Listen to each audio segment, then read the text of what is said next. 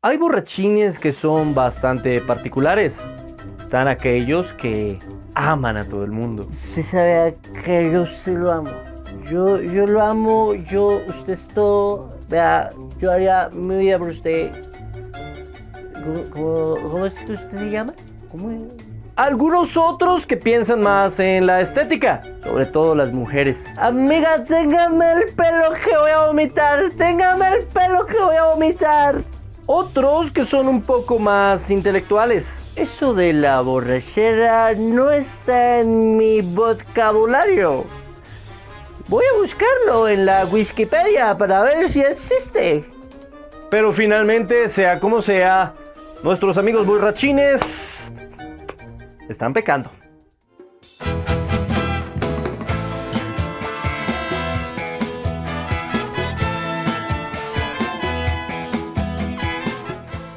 Amigos de Biblia Libre, ¿cómo están? Mi nombre es Edgar Escobar, bienvenidos a este nuevo programa, a este nuevo capítulo. Hoy la pregunta es bastante interesante. ¿Prohíbe la Biblia consumir bebidas alcohólicas? Como lo dijimos en la introducción de este video, definitivamente emborracharse sí está prohibido por la palabra de Dios y quiero dejar eso absolutamente claro. Mire lo que dice Proverbios capítulo 20, verso 1. El vino es escarnecedor y la sidra alborotadora. Cualquiera que por ello se errare, no será sabio. También Efesios 5:18 dice, no os embriaguéis con vino, en lo cual hay disolución, sino antes sed llenos del Espíritu.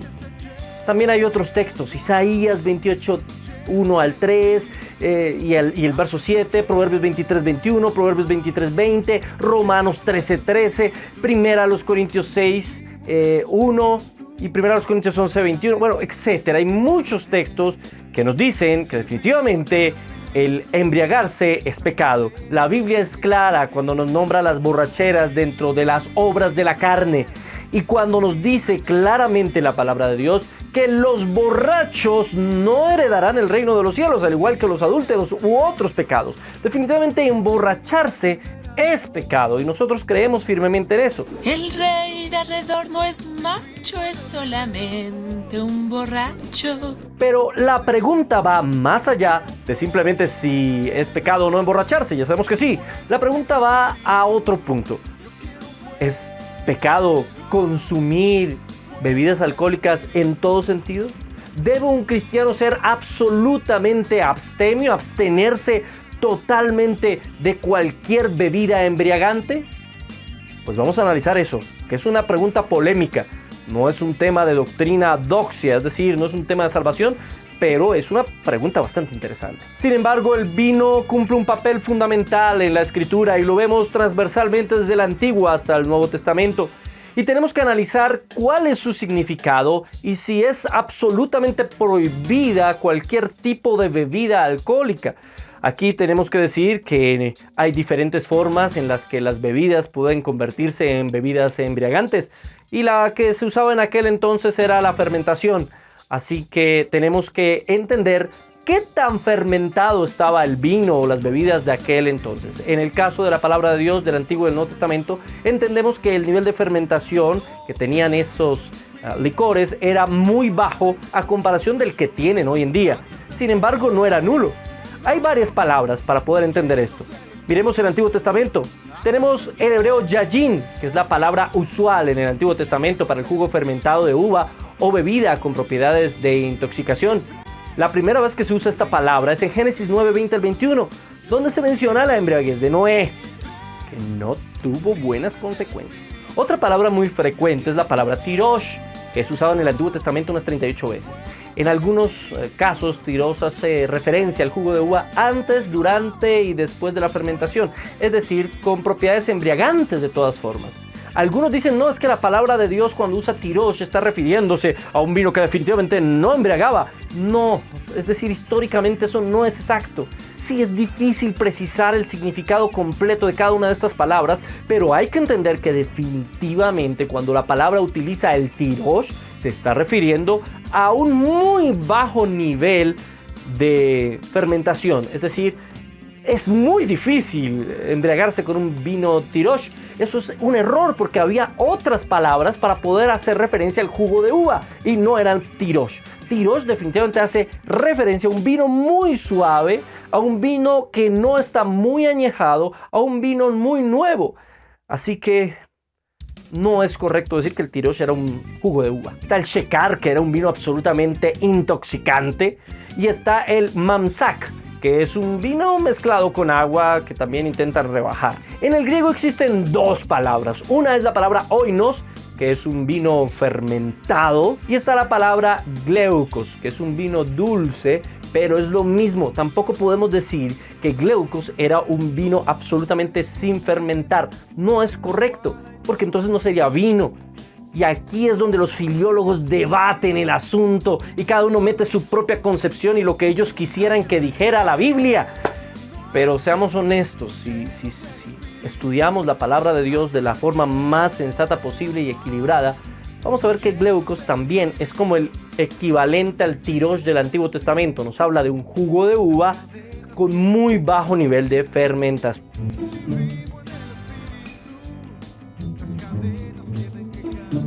Quiero ser absolutamente claro en algo acá. No quiero ser ni legalista, ni tampoco quiero ser un antinomianista. No quiero llegar a ninguno de los dos extremos.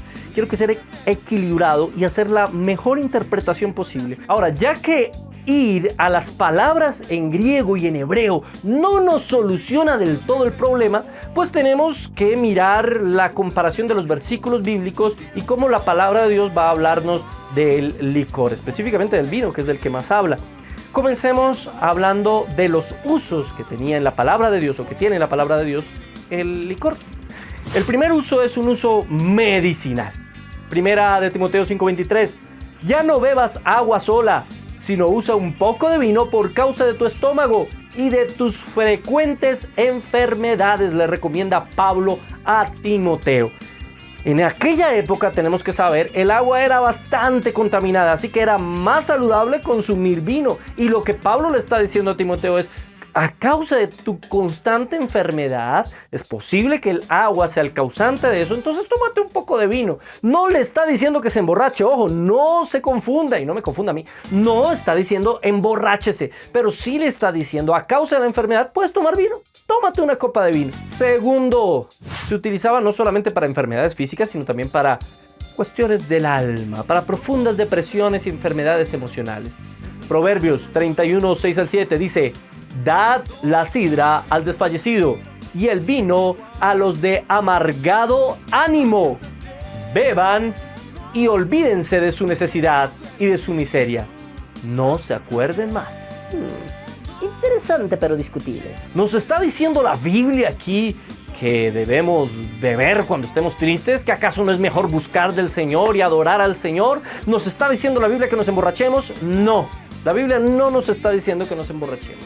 Pero sí está diciendo, obviamente, para casos de depresión muy grave, que de alguna manera se puede usar en alguna forma como una especie de medicamento. Claro, hoy no necesitamos el vino porque tenemos otros medicamentos, pero en aquel entonces no se veía mal para una persona que estaba en una profunda depresión, que estaba desfallecido, que estaba de amargado ánimo, como dice la Escritura, pues tomaba un poco de vino para levantar el ánimo. Tercero, se usaba en las reuniones sociales, en los matrimonios. Era muy frecuente usar el vino en estas reuniones. Juan capítulo 2, verso 1 al 11 nos habla de las bodas de Canaán. Y usted recordará que el vino se agotó y que Jesús hizo llenar unas tinajas y convirtió el agua en vino. Admítelo, borrachín, quisieras tener ese poder. La palabra vino ahí es el griego oinos. Está hablando de un vino fermentado. Sin embargo, ese vino fermentado era mejor que el que habían tomado antes. Porque a él le dicen, al maestresala, generalmente en los matrimonios toman primero el mejor vino y dejan el más malito a lo último.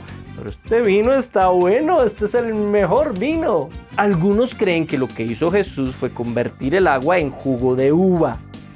Pero pongámoslo en el contexto de un matrimonio, de los judíos, en el contexto social y cultural. Si ellos están hablando del mejor vino, no están hablando de jugo de uva. Número 4. En las cenas especiales. Y les digo que no volveré a beber de este producto de la uva hasta el día en que beba con ustedes vino nuevo en el reino de mi Padre. Mateo 26, 29. La palabra que se usa aquí para vino es la palabra griega oinos, que ya vimos al principio, y nos habla precisamente de un vino fermentado. Algunos, queriendo justificar, cogen a las malas y a la fuerza y dicen: no, es que oinos era general, era genérico, se usaba para todo tipo de vinos. Pero los filólogos más expertos dicen que no es posible definir eso. Es muy difícil. Lo cierto es que esa misma palabra es la que usa Pablo en Timoteo, en el capítulo 5, y también se utiliza en Efesios 5:18 y en Lucas 10:34, donde se hace referencia a no emborracharse con el vino. Nos está hablando de que oinos era definitivamente un vino que emborrachaba. Pero digamos que ahí se utiliza oinos de manera general. De manera general. Que no está usando vino fermentado. Que es posible que haya sido un jugo de uva. Aunque pues sería más lógico que escribiera jugo de uva y no vino. Pero bueno, digamos que sí. Aún así, hay otro versículo donde Jesús mismo nos habla al respecto de ese vino. Y digo esto porque vino Juan, que no comía ni bebía, y dijeron: está endemoniado. Luego viene el Hijo del Hombre, que come y bebe, y dicen: es un comilón y un borracho, amigo de gentuza y de los pecadores. Mateo 11, 18 al 19. Como se puede usted dar cuenta, el mismo Señor Jesucristo hace su comparación con Juan el Bautista. Juan el Bautista era nazareo, él tenía un pacto de nazareato, no se podía cortar el cabello y no podía consumir vino, él sí no podía consumir vino. ¿La Biblia dice que nosotros todos los cristianos debemos tener ese pacto de nazareato? No, de hecho Jesucristo no era un nazareo. Y él lo dice aquí, él dice: Juan no comía de a mucho y no bebía vino, pero yo como y bebo vino, está diciendo. La gente dice que es un borracho. Ahora, Jesús nunca se emborrachó. La Biblia jamás habla de que Jesús se haya emborrachado y sería una herejía decir tal cosa. Pero tampoco puedo decir que nunca tomó vino. Ahora, la gente chismoseaba y como lo veían tomándose una copita decían: se emborrachó. Es a lo que hace referencia este versículo exactamente. Pero claro, a muchos que están a favor de que el cristiano sea abstemio, pues cogen los versículos que hablan de los malos efectos del vino y dicen: mire, aquí la Biblia muestra cómo el vino es pecador, cómo el fermentar o dejar fermentar el alcohol es símbolo del pecado. Pero se les olvida tomar otros versículos bíblicos que también nos hablan sobre el vino, por ejemplo. Salmo 104:15. Y el vino que alegra el corazón del hombre, el aceite que hace brillar el rostro y el pan que sustenta la vida del hombre. Si usted lee completo ese salmo, se da cuenta que se está haciendo una apología a las cosas hermosas de la vida que Dios nos ha regalado. Y dentro de esas cosas incluye el vino. Hay otro versículo donde también se nos habla de ese yayin, de ese jugo fermentado, de ese vino.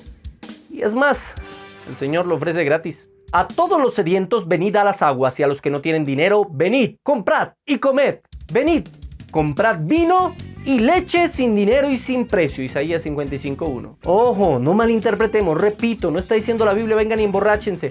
No, el vino era un sinónimo de una bebida de alegría, en un momento de festejo, de gozo. Ahora, quienes se oponen a cualquier uso de bebidas alcohólicas por parte de los cristianos, hasta el más mínimo, casi siempre interpretan los versículos de la Biblia mirando las consecuencias negativas del producto, es decir, en este caso del vino, del alcohol, de la sidra, de lo que sea. Pero si cogemos esa regla, básicamente sería prohibido comer lo que fuera. Por ejemplo, Proverbios 25:27.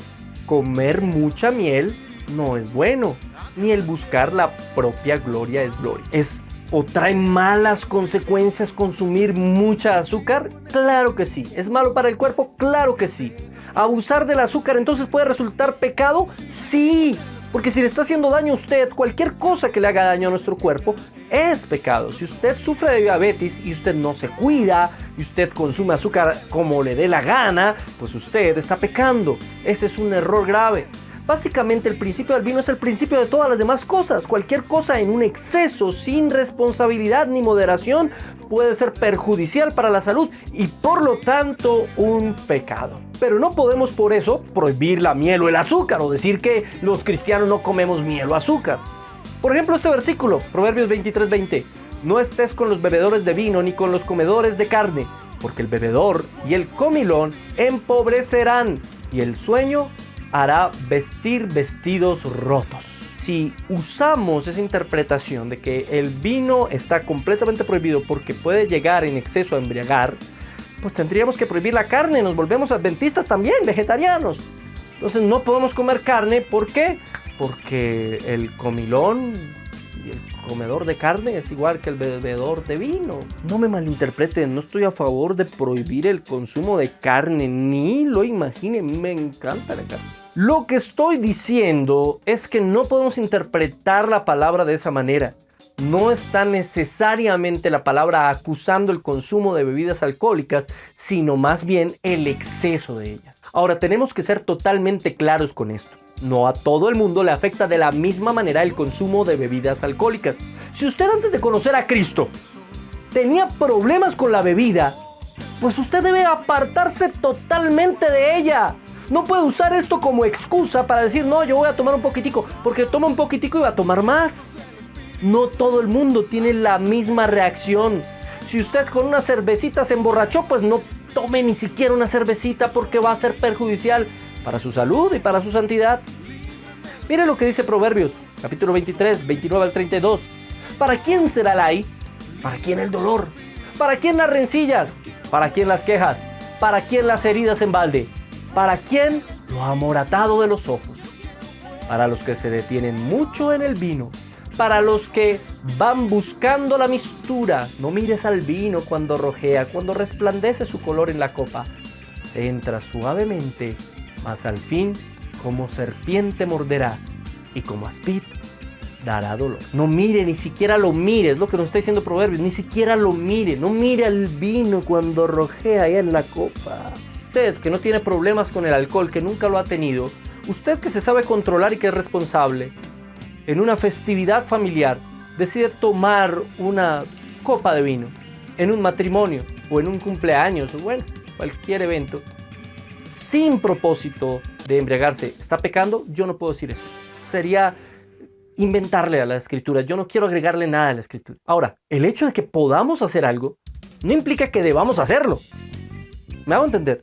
Muchas veces, por motivo de la conciencia de las personas con las que estamos compartiendo, que seguramente ellos sí tengan algunos problemas con el alcohol, pues es mejor no hacerlo. O por el testimonio que queremos dejar como hijos de Dios para que se den cuenta que nosotros no nos dejamos llevar por el alcohol, aunque sepamos que tomar uno no sea pecado, pues por dejar un buen testimonio no lo hacemos. Bien, esa es mi opinión. Si usted tiene una opinión diferente es respetable. Esto no es doxa, esto no es doctrina fundamental. Lo que sí es doctrina fundamental es que definitivamente los borrachos no irán, no al reino de los cielos. Eso lo tenemos clarísimo. Sigue escribiendo, ahí están nuestros correos electrónicos, nuestra página de internet, están también todas nuestras redes sociales para que se comunique con nosotros.